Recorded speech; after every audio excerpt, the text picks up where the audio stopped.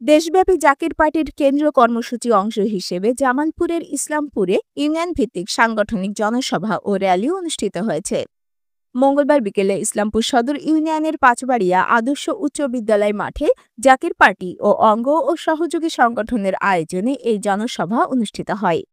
ইসলামপুর উপজেলা জাকির পার্টির সভাপতি ইমদাদুল হকের সভাপতিত্বে ইসলামপুর উপজেলা ছাত্র ফ্রন্টের সভাপতি সাব্বির হোসেনের সঞ্চালনায় প্রধান অতিথি হিসেবে উপস্থিত ছিলেন জামালপুর জেলা জাকির পার্টির সভাপতি শাহজাহান আলী ঠিকাদার।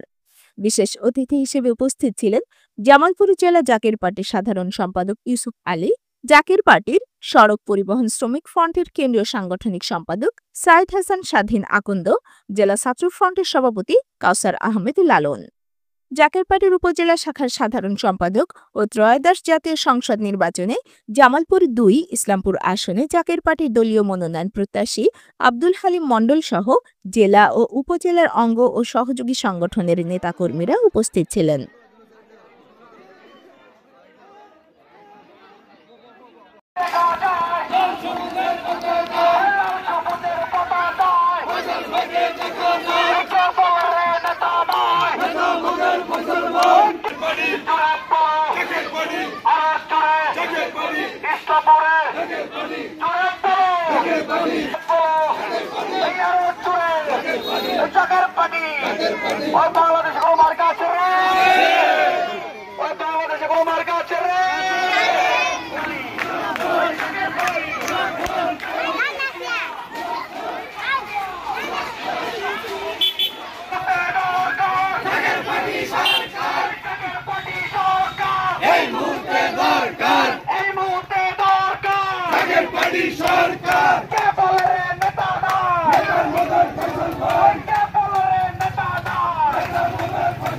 আপনারা দেখছেন INB24 জামালপুরের প্রতিচ্ছবি।